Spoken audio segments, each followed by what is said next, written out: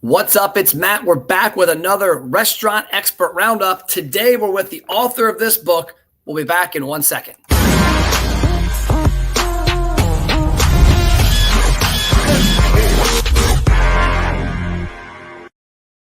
Michael, my man, catering, restaurants love it. Tell us more about you, but first, tell us about the book and your company as well. So the book's called Cater or Die. I used to own a 104-seat restaurant. We did $1 million a year in catering, a third of our sales, and that's when I sold out in 2005. So that was a lot of money back then. What I loved about it was you didn't have to wait for people to walk in your door. You could go proactively. Like we would cater up to 2 hours away to big factories, go across town, and it's the only marketing that pays you to advertise. So every time you go feed 100 people, that's 100 samples of your food that you're getting paid for. And started doing consulting when I had my restaurant. And then when I sold my restaurant, I started a catering software platform. So we help restaurants, caterers, and we're the only catering software that has over 25 tools built into our software to help you build sales. Yep. And there's a link on the screen, CaterZen.com/free catering ebooks. A lot of great content on the site. What was the motivation behind the software? Was it because you were doing a crap load of catering and you didn't have a tool that really helped you get through it? People ask me that. So are you familiar with Corky's Barbecue out of Memphis? Yeah. So I grew up with a family. They lived around the corner, and I worked for them in college. Okay. Got a sales job out of college, got fired. I hated it. And then I went back and I waited tables during the day for free. Waited tables for money. And then the back half of the day, I worked for free to learn the operations, and I talked somebody into backing me on a franchise. But I've always been the kind of guy who's looking to solve problems. Okay. You don't get paid more, Matt, when you deposit that check and you worked hard, so they give you a 10% kicker. So I've always been about work half as much, make twice as more. Life's too short.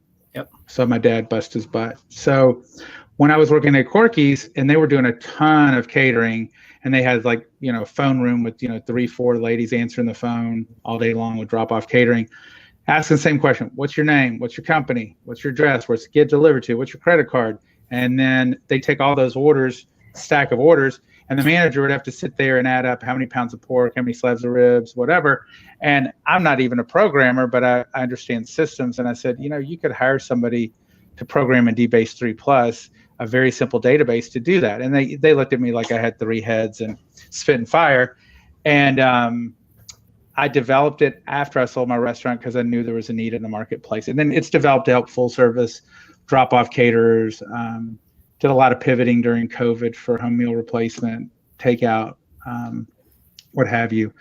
It's taken on a whole life of its own over since 2008. Yeah, and catering's huge. I mean, I think I've been around restaurants a long time. And the one thing a lot of our clients, we have a marketing firm. We have 2 divisions. One helps restaurants find customers. And that's how I know Michael up at Taco Lulu, client years ago. And one thing that I always tell clients, because I get a lot of clients that aren't familiar with catering. They say, Matt, how do we get more catering? We want to advertise on Facebook for more catering. I'm like, well, guys, what I've seen in my world is the people that order catering. Like when I order catering for our office, I go to a restaurant that I enjoy, place I've been around before. Exactly. When I was reading your book, page 51, something came across, because I think a lot of restaurants think that there's this magic button online you can hit that people are going to flock in and get catering. And I was looking at page 51. It had a picture of the to-go bags. The one thing I tell my clients is that your number one opportunity to get catering is the people who already know, like, and trust you. And I can't imagine the number of to-go bags. I got a to-go bag today from a Core Life in Florence, brought food back for 4 of us. There's nothing on there about catering or anything. Anything, hey, maybe they're doing a Mother's Day brunch. Maybe they're selling, pies at the holidays. It's like free advertising. And it's not only, it's everybody doesn't cross market. And, and if you were going to have a pool party this weekend, right, you get kids that are, high school, college age, and all their friends are coming over, and you want to do a Mexican Cinco de Mayo party. Well, would you rather go to your favorite Mexican restaurant and get your favorite Mexican, or go to your local caterer? Well, you'd rather go to your Mexican restaurant because, hey, we love the chips and salsa and what have you and the fajitas. Let's get it from them. No, you're exactly right. And when I think about it too, I was joking about this when I was looking through the book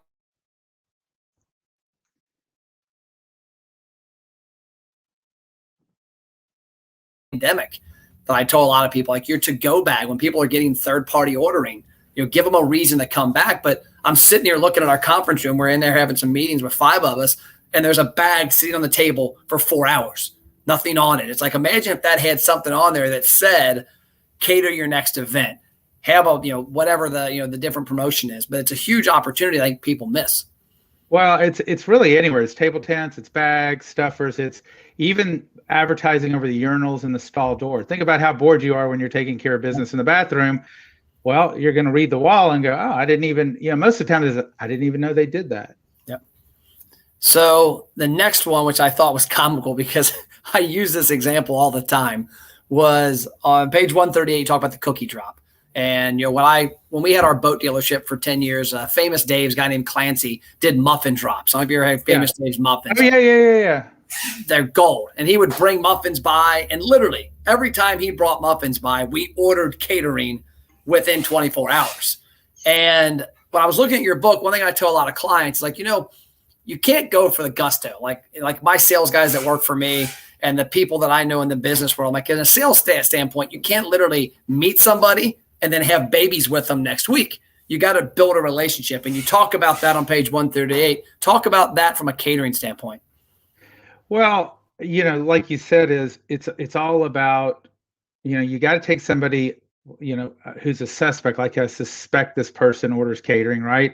And they got an office, they got 20 people, whatever. Then you make them into a prospect, and you got to get your foot in the door. Just have a conversation, find out what their needs are, and see if there's a fit. Now, I believe that something like a cookie drop, a muffin drop, is a good way to sort of build that law of reciprocation, and then do a tasting, and then, hey, just give me one shot. Let me do one event for you, see how we are, and then once you prove them, then they want you in the rotation. And so you're correct. Now, are there times you can go? Sure, there are people who meet at a nightclub and run off in Vegas and get married, but that's the exception to the rule. Yeah, and you mentioned earlier, I think, which goes along the same lines, you talked about the fact that catering is a way to also market your restaurant for free. When we had our boat dealership, we used to sponsor fishing tournaments. We didn't sponsor fishing tournaments because I like fishing, because I didn't. We sponsored them because there was 200 fishermen at this tournament, and we sold fishing stuff. And the thing with you is you got a catering order going to 100 people at an event. That's 100 people that could come in your restaurant tomorrow, but restaurants fail to capitalize on that attention getting and data getting. Absolutely. And how many of those people are going to have their own events where they go, man, they did such a good job at Matt's pool party. We got so-and-so's graduation party coming up. Let's hire them. So, success begets success. And I don't know if you're going to talk about email marketing, just even email marketing. Most people don't even have an email list to stay in front of your customers once a month. It's just low-hanging fruit. And then people complain, I don't have any business. My business sucks. Yeah. Well, it's not your business that sucks. It's your marketing that sucks. Yeah, I always tell people, your business might suck. I mean, if your food sucks, you're going to go out of business. But, generally speaking, we get in the food business because we love food and we're good at making a certain kind of food and giving that hospitality. Marketing is like a redheaded stepchild. Yeah. I just, shameless plug, I just actually got boxes of my new book in. It just came in. It's on Amazon, all those places. But it's Restaurant Marketing That Works. And there's a whole chapter in here about gathering data. That's the number, in my opinion, that's the number one missed opportunity by restaurants, is anybody that comes into contact with your 4 walls, with your brand. You want their name, phone number, and email. I use the example, my wife. Been together, I don't even know, 25, 26 years. I should probably know that. But we met in college, and it was simple steps. What's your name? What's your phone number? What dorm do you live in? I didn't like that. Exactly. And then you could start, well, there wasn't texting back then. But, you could text her, hey, what's up? Thinking about you, whatever. And then, the affinity starts to build. And then they're like, okay, I'll go out and have coffee with you. Yeah. And then, eventually, she married you. Yeah, and it's the same way in the restaurant world. You get somebody that has a good experience. You get their data, and then you walk them down a path of coming back for another meal next week, or coming back in a month and getting a catering order done and things of that nature. What's one of your biggest takeaways? Like if somebody, like, obviously go to Amazon, buy the book. Once you buy the book, leave them an awesome review. What is one or two things you love about the book that you think restaurants really need to read about? Besides two things. One is building the right catering menu. A lot of people do half pans, full pans. I'm a big believer in putting a per person package together for your food, right? And do a low, mid, high price package to appeal to all the different types of buyers. Because really, you don't want everybody who answers the phone to be a catering specialist. It's sort of like going to McDonald's or any fast food. Give me a number two, and I want it for 27 people. Which meat do you want? Which two sides do you want? So packaging, and we go over that. The other thing is, if I only had to do one thing to build sales, I call it the top 100. It's identify the top 100 largest employers in your town and go after those people. Go to the HR director and say, hey, what opportunities are there, either as a company or within departments?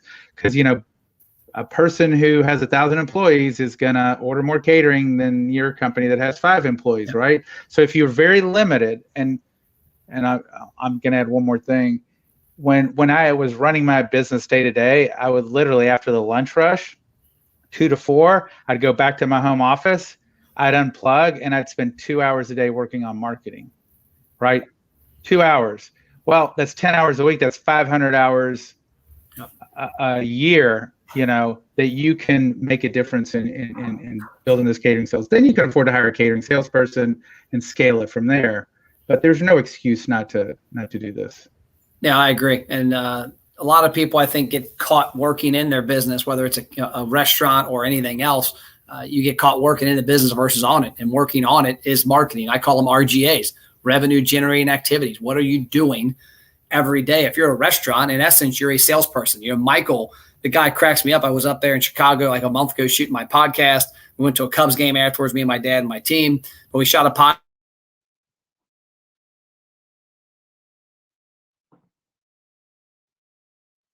Engage with tables around the restaurant, giving out margaritas, getting people to join the program. He was spending more time marketing the restaurant than he was running it because he has his team running it. Well, what I have found is, success leaves clues. My best clients and the most successful people, they're not restaurant people, they're salespeople that ended up in the restaurant business because they understand nothing happens till you sell something, right? It doesn't matter. Look, I've seen your marketing. Great. You bought a $100,000 plus Sprinter van, you wrapped it, and it's a big ego boost. But if you don't know how to sell what you're selling, then who cares, right? Yep. So same thing. Until you learn how to sell your food, it's just, I guess it's a hobby. No, I agree. I mean, you can have all the greatest things you want. I always joke, you can have the fanciest website. You can have the greatest sign on front of your building. You can have that $100,000 Sprinter van wrapped, which, by the way, those wraps are crazy expensive. And at the end of the day, if you can't convince people to understand why they do business with you and do it more often, then you're screwed at the end of the day. And the great thing about the food business is, unlike other businesses, it's experiential, right? I taste your food, I love it, or I hate it. Yeah. So you have an advantage over other businesses. And what I love also is there's emotion tied to food. I'm a car guy. There's emotion tied to buying sports cars. There's emotion to eating food. But guess what? People eat food 7 days a week. And if you find a way to get them to work with you more often, they'll come back over and over. Absolutely. So how can we support you? Restaurants, obviously, you can go to CaterZen.com, get the software. There's a lot of free ebooks, things of that nature. They can buy the book. What else do I need to tell the audience about doing business with you guys? I would say if you're doing at least $100,000 a year in catering or more, we're a good fit to at least look to work together. Sign up for a 30-day trial and definitely a demo. Okay. If not, and you're just starting out, that's okay. Literally, if you go to our resources, it is like, the Library of Congress of how to build. We have a book on how to go after pharmaceutical reps, how to sell more drinks, catering drinks, and make profits on those.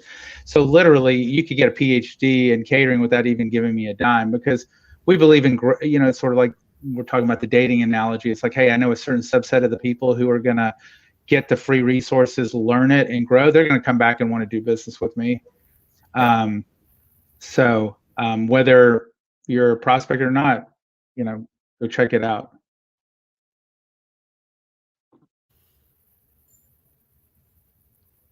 think I lost you for a second. Can you hear me okay?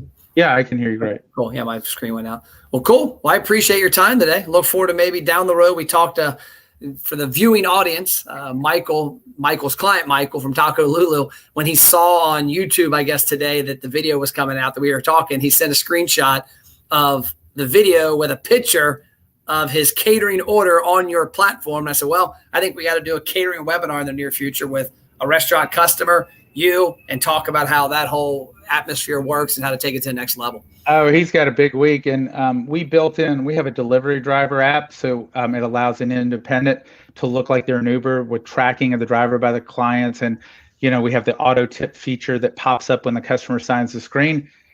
His crew got an $800 tip on an order.